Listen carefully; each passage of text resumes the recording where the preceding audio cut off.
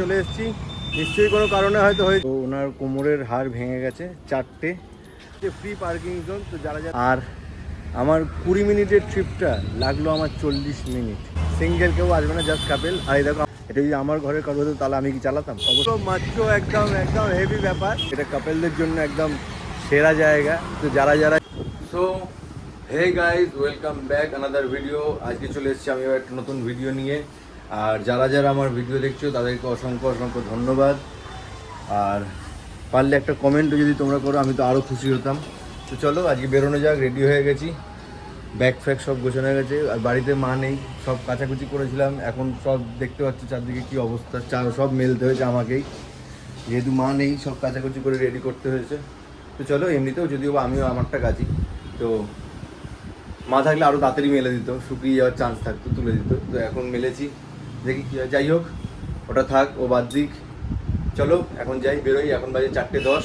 আজকে ভেবেছিলাম আরও তাড়াতাড়ি বেরোবো, কিন্তু যাই হোক চলো, 4:10 একটু লেট হয়ে গেল, কিছু করার নেই। যাই, আজকে বেরোই, দেখি কোথায় কী হয়।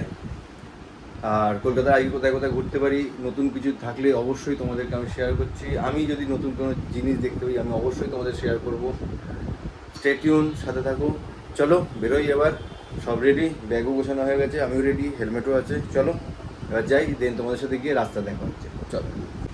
তো ফার্স্ট রাইড করে নিয়েছি। ফার্স্ট রাইড ছিল আমাদের নেচা পার্কের ওখানে যে রেলগেট আছে ওখান থেকে ফার্স্ট রাইড ছিল। ফার্স্ট রাইড করে নিয়েছি। ওনার ড্রপ লোকেশন ছিল আলিপুর, তো আলিপুর চলে এসেছি, ওনাকে ড্রপ করে দিয়েছি ফার্স্ট রাইড করে। আর কয়েক জায়গায় ঝিরিঝিরি বৃষ্টি হচ্ছে, আমিও পেয়েছি ঝিরিঝিরি বৃষ্টি। ব্রিজের ওখানটা ওইটা পার করতে দেখলাম আর বৃষ্টি হচ্ছে না। তো চলো দেখি, এখন এখানে ওয়েট করি, এরপর দেখি কোথাকার বুকিং পাই, দেন তোমাদের সাথে আবার দেখা হচ্ছে। বুকিং ঢুকছে সব ছোটো ওই জন্য ধরছিও না।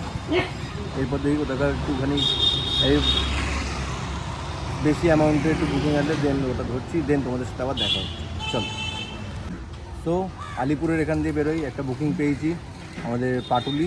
তো চলো এখন যাই পাটুলির দিকে, এখান দিয়ে বেরোই। আর এটা হচ্ছে আলিপুরের এই লোকেশনটা, এই দেখো,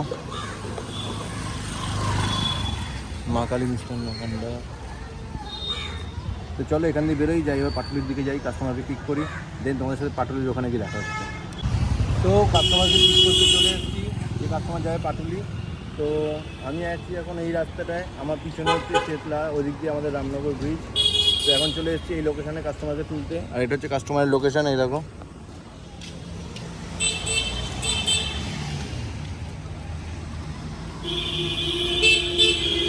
তো কাস্টমারকে ফোন করে দিয়েছি, কাস্টমার আসছে বললো, দেন উনি আসুক, ওনাকে নিয়ে যাই পাটুলি।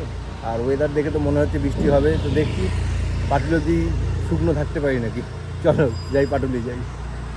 তো গাইজ, আমি এখন চলে এসেছি পাটুলি। আর এটা হচ্ছে পাটুলির উল্টো দিক, এটা হচ্ছে কি একটা দেখলাম, বেনু বন মায়া এরকম একটা। তো এটা কাপেলদের জন্য একদম সেরা জায়গা। তো যারা জানো তারা একটা হাসি বা কমেন্ট দিয়ে দিও। আর যারা জানো না তারা এসে দেখতে পারো, জাস্ট কাপেল, ঠিক আছে? সিঙ্গেল কেউ আসবে না, জাস্ট কাপেল। আর এই দেখো আমার পিছনেই দেখো পুরো আমাদের পাটুলিটা, ওইখানে দুর্গা মূর্তিটা আছে। এখানে আমাদের কালী মন্দিরের এটা করা আছে, দক্ষিণেশ্বরের কালী মন্দির, এটা পাটুলি। আর ওটা হচ্ছে নচিকেতার চায়ের দোকান, ফেমাস চায়ের দোকান এখানকার। তো চলো এখন আছি পাটুলিতে।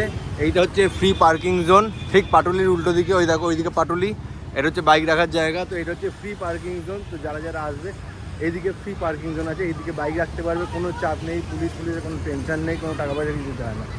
চলো এখন এখানে এবার একটুখানি ওয়েট করি, তারপর দেখছি এখান দিয়ে কোথাকার বুকিং পাই, কোথায় যাওয়া যায়। চলো একটু ওয়েট করি, তারপর দেখছি। তো এই পাটুলির এখান থেকে একটা ছোটো রাইড পেয়েছি, ছোটো মানে একদমই ছোটো। তো চলো, বেকার এখানে দাঁড়িয়ে কোনো লাভ নেই। একটা ছোটো রাইড পেয়েছি, ওখানে যাই, ওনাকে পিক করি, দেন ড্রপ করে, দেন তারপর তোমাদের সাথে আবার দেখা হচ্ছে ওই লোকেশানে গিয়ে। তো চলো এখন পাটুলি থেকে বেরোনো যাক। এই যে পাটুলি, আর আজকের ওয়েদারটা যা হয়ে রয়েছে না, একদম সুন্দর। তো চলো যাই, ওনাকে পিক করি, দেন তোমাদের সাথে আবার দেখা হচ্ছে ওনাকে ছাড়ার পর। চলো। তো ছোটো রাইডটা করে নিয়েছি, এটাও পাটুলির মধ্যে। তো আরও একটা বুকিং ঢুকে গেছে। তো যাই, কাস্টমারকে পিক করি, দেন ওনাকে ড্রপ করবো। উনি মনে একটু দূরে আছে, মোটামুটি দূরে, হালকা দূরে। তো এটা পাটুলির মধ্যেই এরিয়া। ওনাকে ড্রপ করে দিয়েছি, এবার যাচ্ছি আরেকটা কাস্টমারকে পিক করতে, দেন ওনাকে ড্রপ করি, উনি যেখানে নামবেন ওনার সাথে দেখা হচ্ছে। আবার সন্ধ্যা হয়ে গেছে, পুজো হচ্ছে চারদিকে। আর এই হচ্ছে আমার লোকেশন, পাটুলির ভেতরের রাস্তা এটা।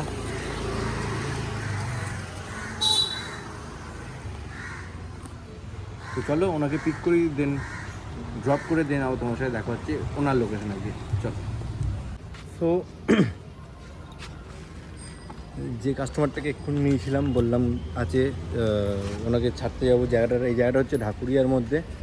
আর আমার 20 মিনিটের ট্রিপটা লাগলো আমার 40 মিনিট, মানে 20 মিনিটও হয়ে যাওয়ার কথা, ওটা আমার লাগলো 40 মিনিট।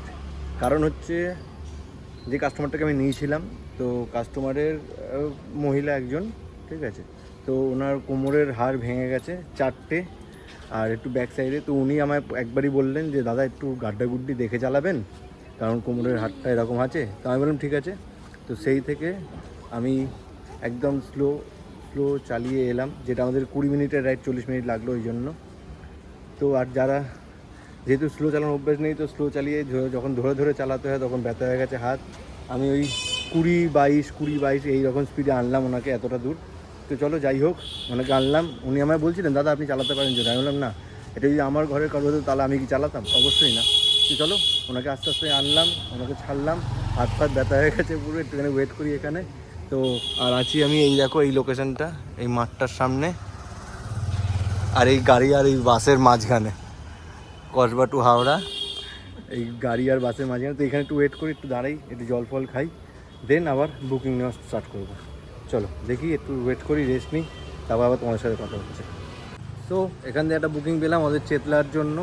তো চলো এখান দিয়ে বেরোই, কাস্টমারকে পিক করি, দেন যাই চেতলা। এই লোকেশনটা ছেড়ে বেরোই, এই বাস আর এর মাঝখান দিয়ে বেরোই। চলো যাই চেতলা, চেতলা গিয়ে দেখা হচ্ছে তোমাদের সাথে। তো তোমাদেরকে বললাম চেতলা যে ড্রপটা ছিল, তো চেতলায় ওনাকে নামিয়েছি। উনি মানে হেভি একজন মহিলা, কিন্তু পুরো মাচ্চো, একদম হেভি ব্যাপার। তো যাই হোক, ওনাকে নামালাম চেতলায়। তো ওনাকে যখন নামাতে গেছি ওনার লোকেশানে, তখনই আরেকটা বুকিং ঢুকেছে। আর যেহেতু রানিংয়ে ছিলাম, ওনাকেও নামায়নি, তো আমি অ্যাকসেপ্ট করে নিয়েছি তাড়াহুড়োয়, একটু অ্যামাউন্টটা বেশি ছিল। তো অ্যাকসেপ্ট করে নেওয়ার পর দেখছি ওটা আমাদের এরিয়ার দিকে ঢুকে গেছে, রামপুর। তো এবার ভাবছি রামপুর যখন ঢুকে গেছি আজকে আর বেরোবো না, কারণ এখান দিয়ে যখন বাড়ির সামনে এত চলে এসেছি, আবার বেরোবো, কোথায় চলে যাবো জানি না। এখন যদি আবার সল্টলেক চলে যাই বা অন্যদিকে চলে যাই, তখন আবার আসতে কষ্ট হবে। তো ওই জন্য রামপুর যখন একদম এত বাড়ির সামনে চলে এসেছি, নিশ্চয়ই কোনো কারণে হয়তো হয়েছে এটা। চলো বাড়ির সামনে যখন এত চলে এসেছি, তাহলে আর বেরোবো না আজকে, তাহলে বাড়ি চলে যাই। আর একটুখানি বাড়ির দিকে গেলেও আমারও ভালো লাগবে, একটুখানি তাহলে ক্লাবে আড্ডাও মারতে পারবো। তো চলো আজকের মতন এখানেই, এবার যাই বাড়ি এখান থেকে। আজকে ভিডিওটা এখানেই শেষ। আজকে ঘুরলাম টুকটাক, অল্প ঘুরলাম 2-1টা জায়গায় মোটামুটি। তো বাড়ি যাই, আজকের মতন এখানেই শেষ। Good night, tata, take care. চলো বাড়ি যাই, টাটা।